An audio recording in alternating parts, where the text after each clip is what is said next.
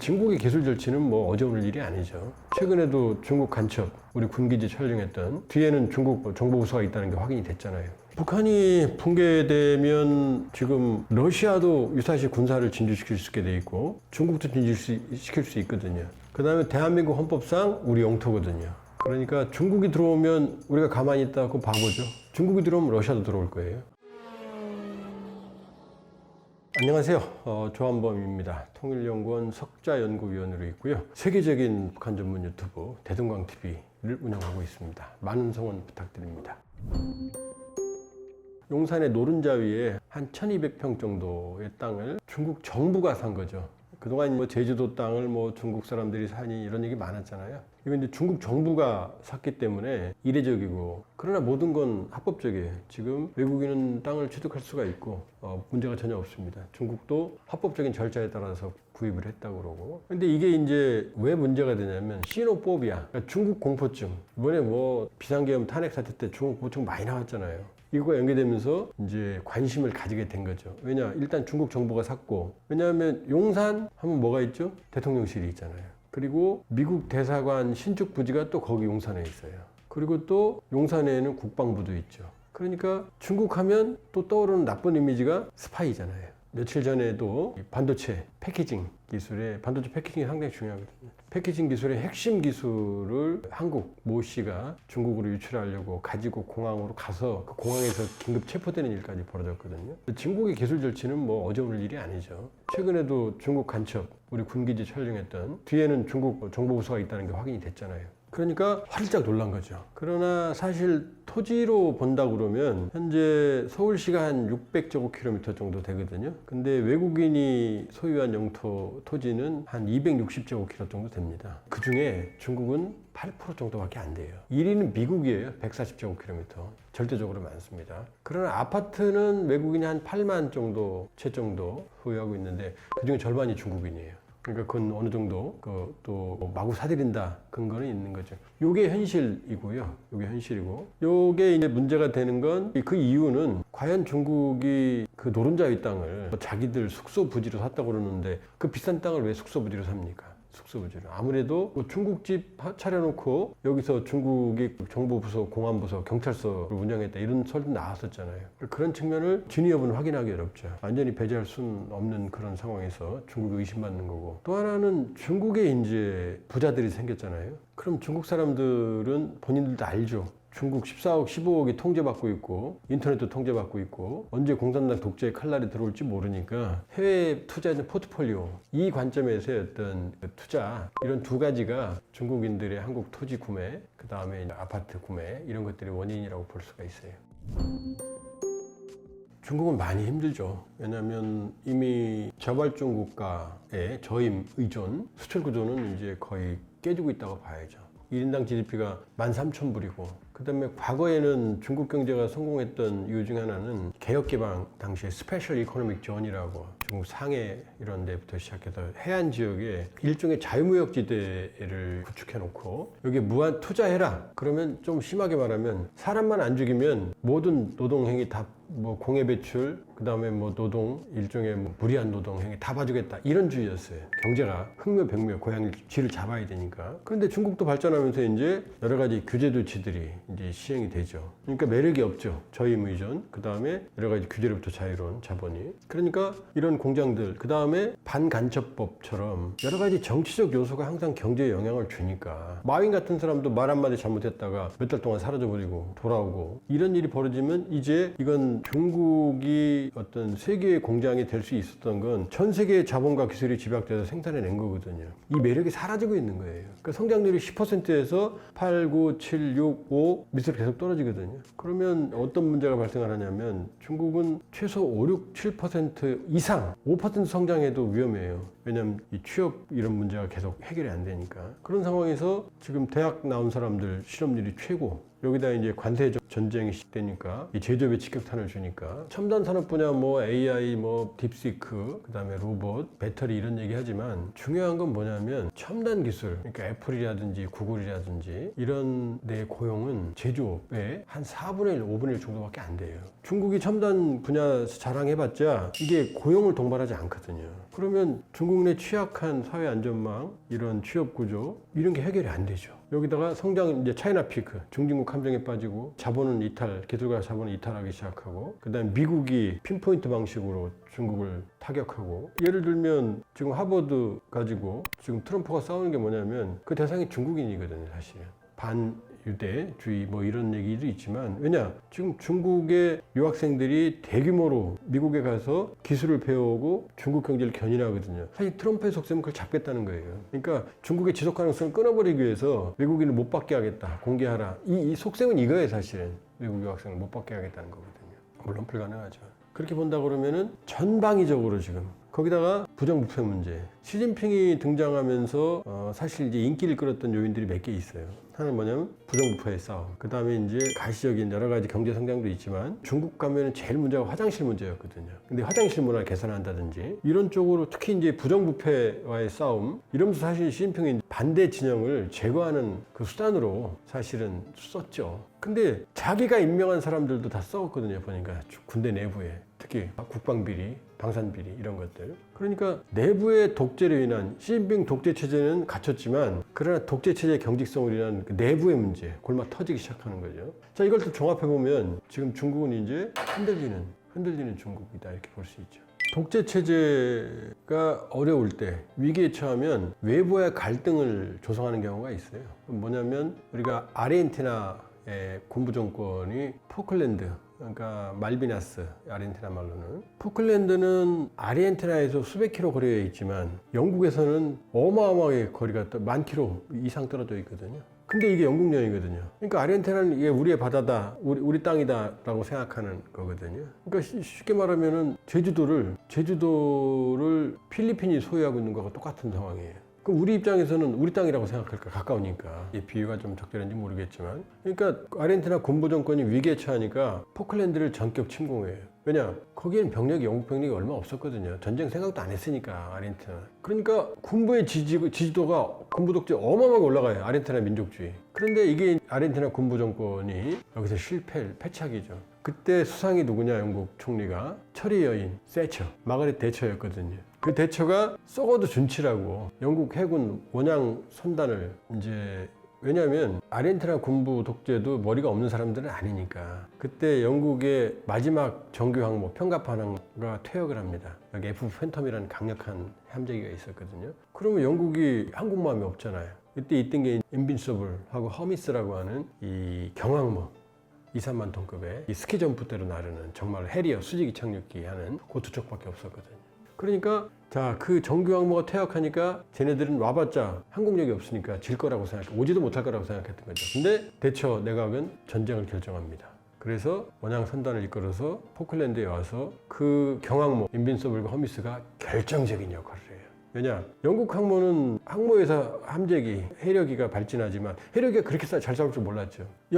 근데 아르헨티나는 포클랜드 말비나스까지 오면 항공기가 연료를 다 소비하니까 딱 체류하는 시간이 5분 정도밖에 안 됐어요. 오자마자 폭탄대를 또 가야 되거든. 요걸 노려서 아르헨티나의 그 항공기들을 괴멸시킵니다. 물론 아르헨티나도 잘 싸웠어요. 그때 프랑스가 미사일로, 대한 미사일로 쉐필드라는 최신의 구축함도 침몰시켰거든요. 그래서 나중에 영국하고 그 프랑스 해군들이 만나기로 싸우고 그랬어요. 자, 이런 사례는 있어요. 그런데 이 포클랜드는 결국 아르헨티나가 영국이 수복을 했고 군부 정권은 몰락했죠. 모두 다 깜빵 갔죠, 지도자들이. 이런 사례가 있어요. 그러니까 시진핑이 정말로 극단적으로 위기에 처하면 대만을 침공할 가능성은 남아있죠. 그런데 아르헨티나 포클랜드 전쟁의 결정적인 변수는 뭐냐? 영국은 전통적으로 썩어도 준치라고 해양 강국이라는 겁니다.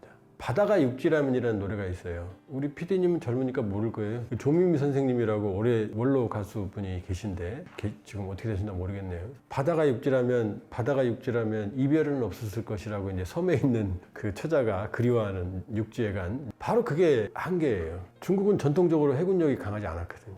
지금 히틀러가 2차 세계대전을 순식간에 프랑스까지 점령하고 독소 조약으로 폴란드를 분할한 다음에 유럽 전역을 장악했거든요. 남은 건 영국이거든요. 섬이잖아요. 영국으로 눈을 돌려요. 근데 이 영국과 이 유럽 사이에는 도버 해협이 있고 가장 가까운 데는 34km예요. 보여요. 지금 도버 해협 땅으로 있잖아요. 지금 이 34km를 히틀러가 못 건넙니다. 해군력이 안 되니까, 제해권을 못 가지니까. 그래서 공군력으로 폭격을 하는 전략을 하고, 해군력이 없으니까 잠수함으로 영국을 포위해서 영국으로 들어가는 물자를 차단하고 지속적인 폭격으로 항복을 시키겠다고 그랬는데, 그러나 끊임없는 희생을 무릅쓰고 물자는 영국으로 들어갔고, 결국 잠수함을 잡는 기법으로 독일 잠수함대는 나중에 전멸하고 새로운 호위 항모 같은 걸 만들어서, 그 다음에 영국 항공전은 영국 공군의 놀라운 분전으로 결국 독일 공군을 패퇴시켜요.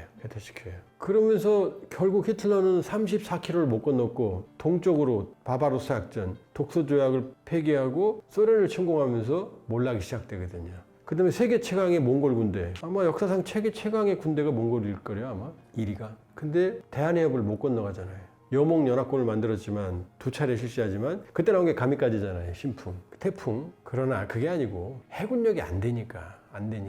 그러니까 결국 바다를 극복하는 건 어마어마한 해군력이 있어야 돼요. 지금 세계 1위 해군력이 어디냐? 미국이거든요, 단연코. 자, 그러면 대만으로 와보면 경우에 따라 시진핑이 죽기 직전이라면 침공할 수는 있겠지만 맨정신이라면 침공할 수가 없다. 왜냐? 도보해협 가까운 데는 34였지만 대만해협은 가장 가까운 데가 130km예요. 평균 180km예요. 어마어마한 선단을 꾸려서 상륙을 하려면 다 보이거든요. 레이더로 다 보여요. 대만 레이더로도. 그러면 중국이 대만을 점령할 수 있는 방법은 두 가지가 있어야 돼요. 제해권, 완벽하게 제해권, 해상을 장악해야 되고, 완벽한 제공권. 왜냐, 함정은 항공기에 취약하니까 공중을 장악해야 되고, 이러고 가면 이길 수 있죠. 미국을 빼고도, 미국이 안 도와준다고 그래도 대만만 있어도, 대만이 수십 년 동안 상륙 저지 전력을 키워왔는데, 대한미사일, 잠수함도 있고 항공기도 있는데 상륙 선단은 느리거든요. 이게 오는 걸 그대로 보고 있겠어요? 대만 혼자만 해도 수없이 많은 상륙선을 인민해방군을 수장시킬 거고, 물론 무제한적인 소모전을 쓴 대만이 지죠. 그러나 대만 혼자 싸워도 중국은 팔, 다리 하나 정도는 잘라진다. 불구된다. 근데 미국이 가만히 있나요? 세계 최고의 해군력, 세계 최고의 제공권을 가지고 있잖아요. 자, 실제로 들어가서 미국은 니미츠급 항공모함 10만 톤급 모두 원자력 추진입니다. 여기 항공기가 한 80대 정도 실어요. 항공모함은 자체로는 깡통이기 때문에 호위해야 돼요. 이지스 순양함, 이지스 구축함은 신의 방패. 물 밑에는 원자력 추진 잠수함. 이게 기본이에요. 여기 군수보급함. 요거 하나를 합치면 중진국 하나의 군사력입니다. 이 전단을 무려 10개를 운영을 해요. 그 다음에 4만 톤급, 이것도 평갑한 항공모함처럼 평갑한 중형 항모죠. 강습 상륙단, 이거는 이제 상륙함입니다. 와스프급은 4만 톤, 아메리카급은 4만 5천 톤인데 이것도 7개의 전단을 운영을 해요. 그러면 중형 항모까지 친다 그러면 미국은 정규 항모 10개 전단, 개가 하나가 아니라, 그 다음에 강습 상륙함 전단 7개를 운영을 하거든요. 17개죠. 중국으로 가볼까요? 중국의 1호 항공모함은 랴오닝이라고 해서 스키점프 때 있는 중형 항모입니다. 이거 우크라이나에서 80년대에 수입한 중고. 그러니까 몇 년 됐어요? 40년이 넘었어요. 이게 1호거든요. 이거 스키점프대로 되어 있어요. 왜냐하면 평갑한 항모는 캐터펄트라고 하는 추진기가 있기 때문에 중무장으로 항공기를 이륙시키는데, 중형 항모는 캐터펄트가 없기 때문에 스키점프대처럼 각도를 이용해야 되니까 많은 무장을 못 실어요. 그러니까 중형 항모는 6만 톤이라고 해서 10만 톤이 60%가 아니다. 전력은 20-30%도 안 나온다. 이게 첫 번째, 40년 된 거. 두 번째, 이 설계를 기반으로 만든 산동. 이거 똑같이 생겼어요. 쌍둥이함이에요. 이거 스키점프대예요. 이 두 개를 취역시켰고, 세 번째, 8만 톤급 푸제람. 이건 평갑판이에요. 미국 따라한다고 이제 캐터펄트도 전자기식으로 에멀스를 달았고, 아주 근데 말도 안 되는 게, 캐터펄트 한 번도 못 만드는 사람들이 원래 전기식이거든요. 미국도 에멀스 전자기식 캐터펄트 쏴주는 추진기를 포드급에 처음으로 작용했는데, 이게 기술적으로 문제가 많아서 몇 년 동안 교정을 했거든요. 근데 중국은 처음 만드는 평갑 항공모함에 에멀스 전자기식 캐터펄트를 장착했거든요. 북한하고 똑같아요. 북한 구축함 진수하다 침몰했죠. 중국도 무리한 건 김정은하고 똑같아요. 시진핑도. 이건 지금 시운전이에요. 자, 그럼 중형 항모 2척 전단도 제대로 못 그리는 그거 와, 지금 정규 항모 10만 톤급 10개 전단, 중형 항모급 강수함 7개. 이 게임이 됩니까? 더 큰 건 또 뭐냐? 항공모함, 해군력은 노하우예요. 중국은 첫 항공모함 진수시킨 지 10몇 년밖에 안 됐어요. 랴오닝. 미국의 항공모함 역사는 1920년대 출발이에요. 100년이에요. 이 사이에 쌓인 노하우, 미국은 어떻게 돼요? 미드웨이 해전부터 시작해서 태평양부터 시작해서 지금 분쟁이 일어나는 항공모함이 제일 먼저 달려가죠. 매일 폭격하죠. 에브리데이 전쟁 경험이에요. 근데 한 번도 해전 경험이 없는 중국이 대만을 침공한다? 하면 중국은 다시 5호 16국 시대로 돌아간다고 보면 돼요. 제정신이면 할 수 없다. 그러나 시진핑이 나 죽을 것 같아 하면 최후의 수단을 할 수 있다. 그러나 그 끝은 중국의 비극이 될 거다. 다시 중국이 과거에 분열된 시대로 갈 가능성이 매우 높다 이렇게 볼 수 있어요. 중국이 청나라 말기 1860년을 기점으로 동해로 못 나옵니다. 물론 중국이 항상 동해로 나올 수 있었던 건 아니죠. 우리 발해도 있고 고구려도 있었어요. 우리 땅이죠 사실은 그 따지면. 그러나 청나라 때 1860년 베이징 조약으로 연해주를 러시아에 할양을 하면서 동해로 나오는 길이 막혀버려요. 그때는 별거 아니었죠.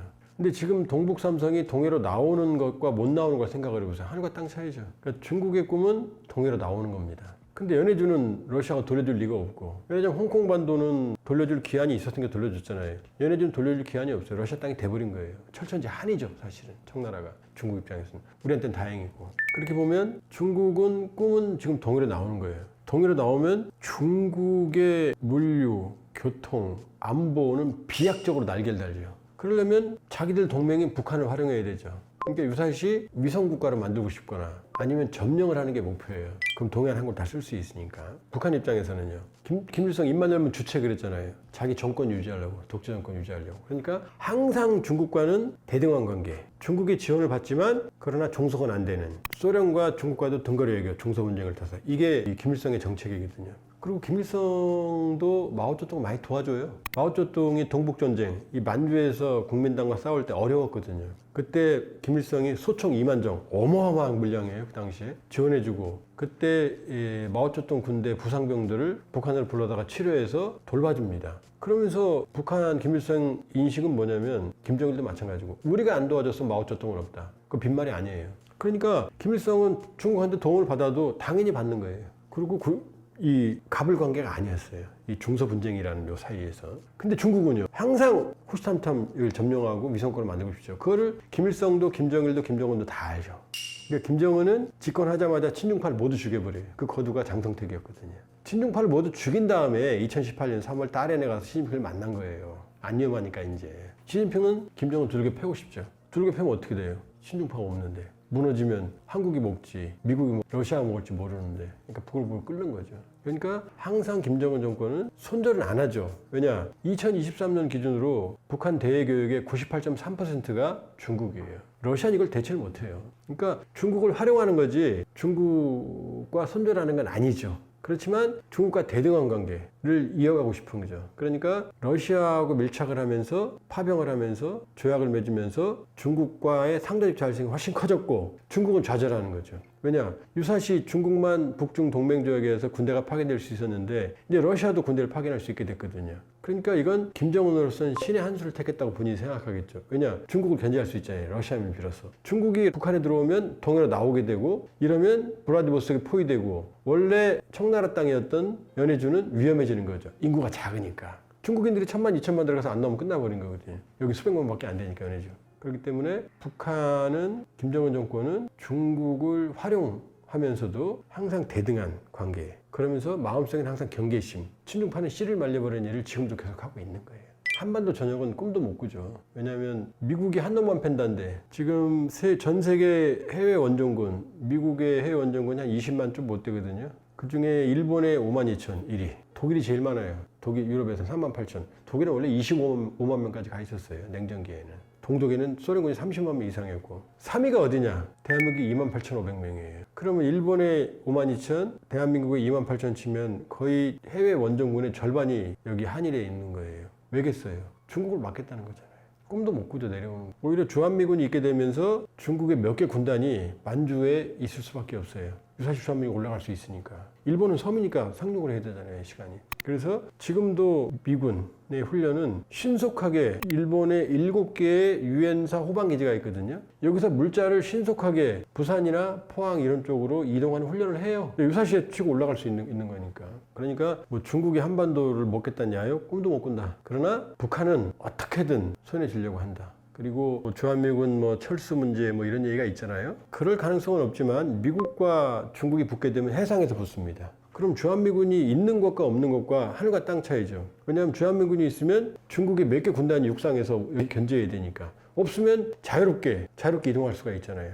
그러니까 주한미군 철수는 못한다. 그리고 주한미군이 철수하는 걸 걱정할 필요 없다. 북한이 붕괴되면 지금 러시아도 유사시 군사를 진주시킬 수 있게 돼 있고 중국도 진주시킬 수 있거든요. 그 다음에 대한민국 헌법상 우리 영토거든요. 그러니까 중국이 들어오면 우리가 가만히 있다고 바보죠. 중국이 들어오면 러시아도 들어올 거예요. 그러니까 양측이 사실은 견제를 하게 되기 때문에 아마 쉽지 않을 거다. 만일에 왜냐 지금 친중 세력이 없으니까 중국 보고 들어와줘 그럼 들어올 수 있겠지만 그런 말 할 세력이 없어요. 그 다음에 친러 세력이 있다? 아직 그냥 김정은만 친러 그러는 거지 북한 주민들 러시아 안 좋아하거든요. 그러니까 중국 땅이 될 가능성은 현재로서는 높지 않다. 만일에 중국이 들어가면 그때는 우리도 들어가야죠. 막아야죠. 우리 권리니까 그렇게 볼 수 있어요.